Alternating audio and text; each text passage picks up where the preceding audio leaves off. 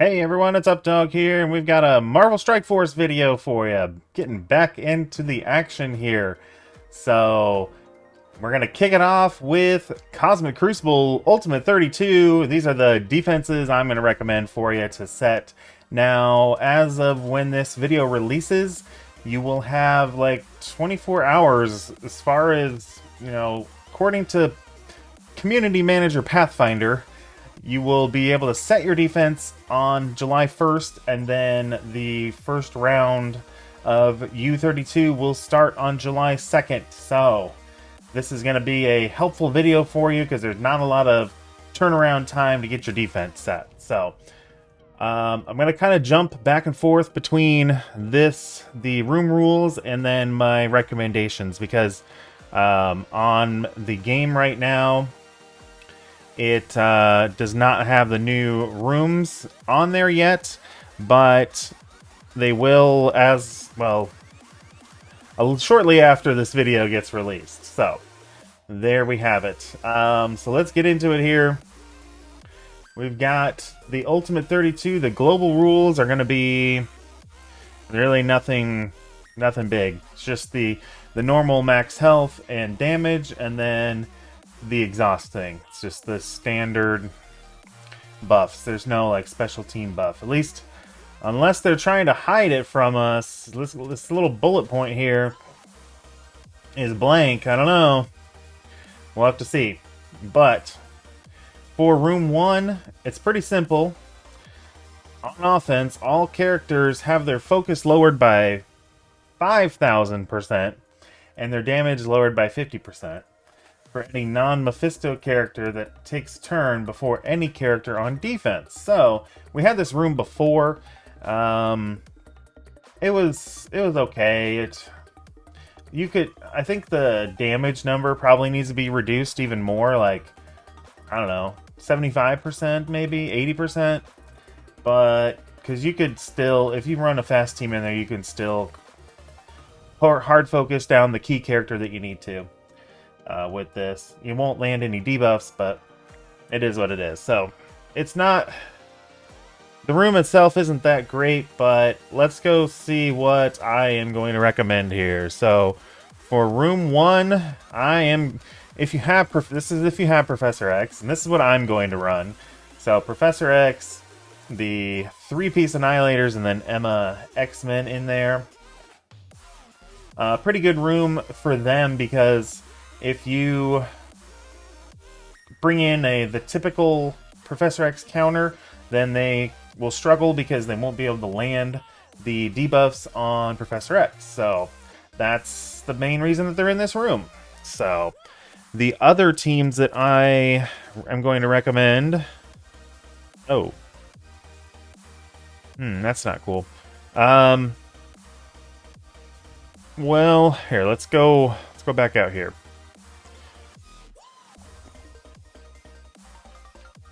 So basically it's the same team. The first one, the backup recommendation is going to be Odin instead of Professor X. So that's going to be a pretty good team as well. Also going to counter a lot of the teams that you're going to need to use to bring in to counter this team. So they all rely on some debuffs, maybe getting a slow, removing the taunt, things like that.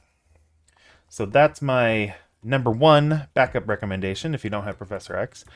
And number 2 recommendation is going to be Odin with Accursed. Accursed are kind of slow, which is actually good in this room.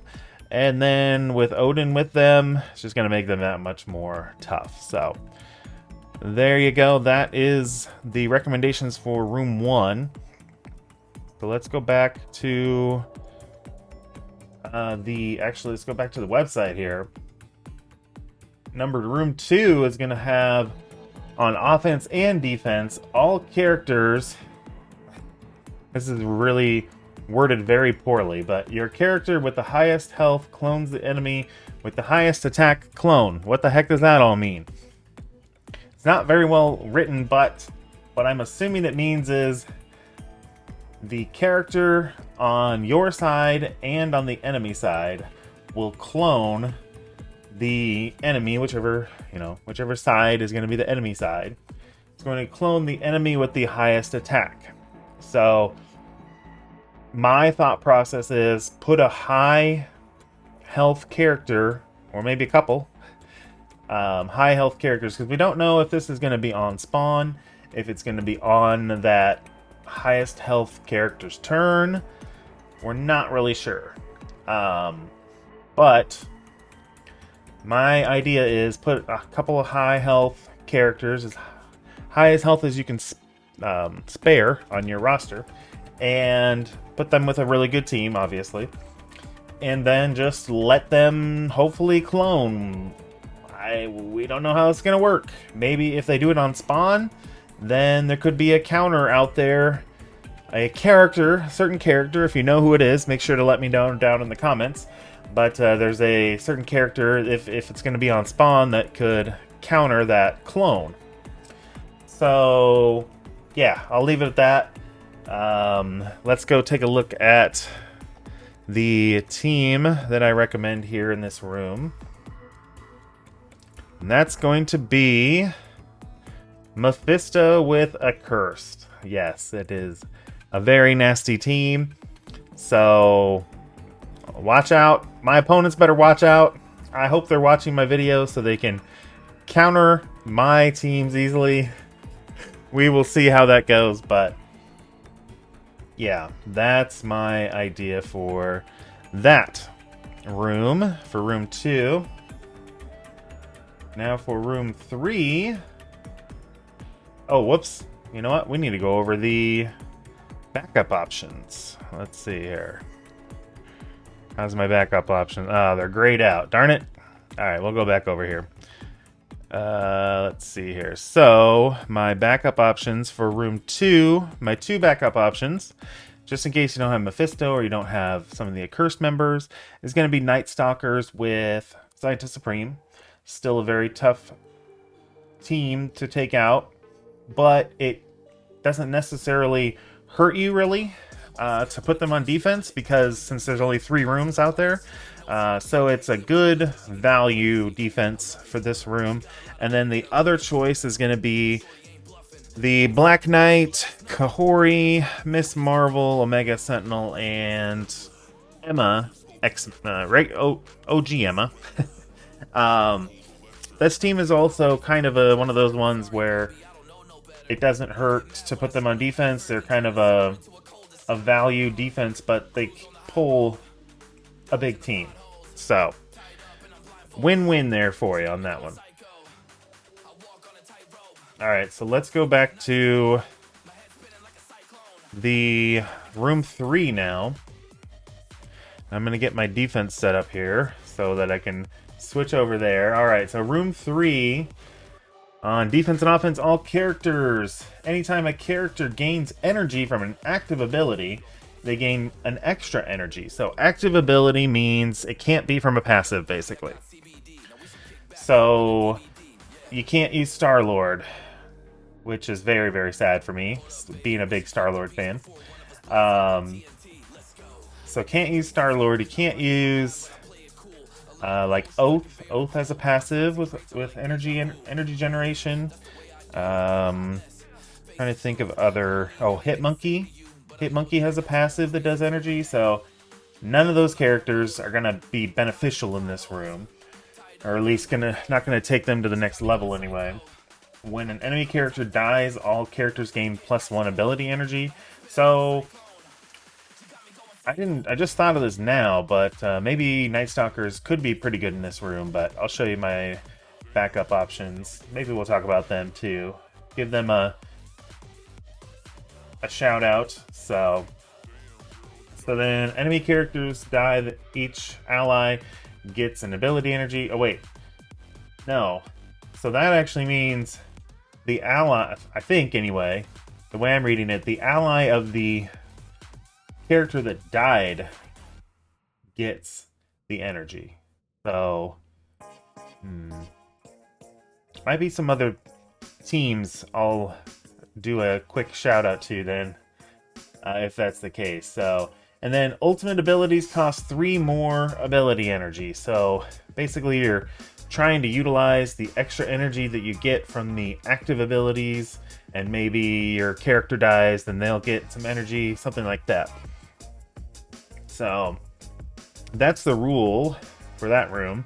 The most complicated, I guess you could call it, rule out of the 3 rooms. So what am I going to suggest here? Well, I'm going to suggest teams that have active abilities that give energy, so that way you can build up your ults. Also, characters that start off with mostly their specials, or that it doesn't really hurt them if they use their special first.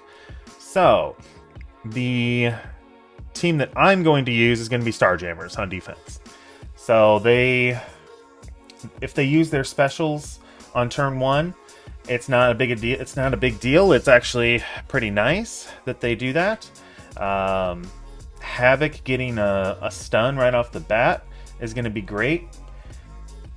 Lalandra with her special, she hits like a truck, and I don't know why I have her skirmisher. I need to. Okay, these ISOs over here are good. Let's just go fix this right now. So Lalandra, we're gonna do her the Raider since she's gonna start off with her special. We're gonna do Havoc. My Havoc's big enough. He's gonna be a Raider. I'm gonna do Rocket, a striker, and I'm gonna do Howard, a striker. And then we'll do Groot. I like him as a skirmisher, especially if Rocket's a striker. So there we go. Sorry about that. I had to get my ISOs set. So, yeah. So like I said, Lalandra hits like a truck with her special. Groot calls an assist and gives death proofs with his special. Howard's special is really good. Rocket's special, you always want to lead off with that. Pretty much always anyway. So yeah, it's a great team. Have some great specials. And then they can start getting that energy going. And yeah, just kind of take off from there. So that's my suggestion for room 3. That's my top suggestion anyway. My other suggestions are going to be... let's cut off that team right up there. So it's going to be Illuminati, Sasquatch, and Odin is going to be a backup choice. So I have 2 Odin teams in room 1 or room 3. So you're going to have to decide which one you like best for that choice. And then Liberty Scroll was my other backup option. Now that I think about it a little bit more, because I thought originally with the room rules that, and let me know down in the comments if you think I'm reading this wrong, but so originally I thought if an enemy character dies, then the person who gets the kill, their allies would get energy. But now I'm thinking it's going to mean the allies of the character that dies is going to get the energy. So we'll have to see how that plays out. Now, like I said, depending on how it does play out, Night Stalkers with, make sure you have Oath on the team. Make sure you have at least 4 Night Stalkers. So maybe Night Stalker Scientist Supreme would be a good choice. You could even try maybe Mordo, because he does have that Mystic synergy. If a Mystic dies and he gets energy. So you could do that. You could do, a long time ago, there used to be like an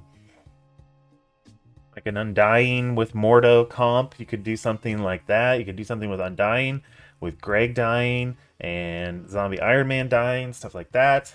Might be something to play with. So those are some shout outs, some honorable mentions, and yeah, that's pretty much all I got, guys. I hope you found this helpful.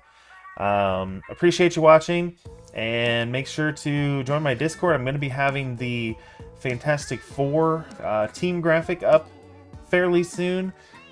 And also, one other thing I guess to mention about Crucible is Invisible Woman is coming out this week. So in the middle of the Ultimate 32. So She could change things up a little bit, maybe. She might be better on offense. We'll see.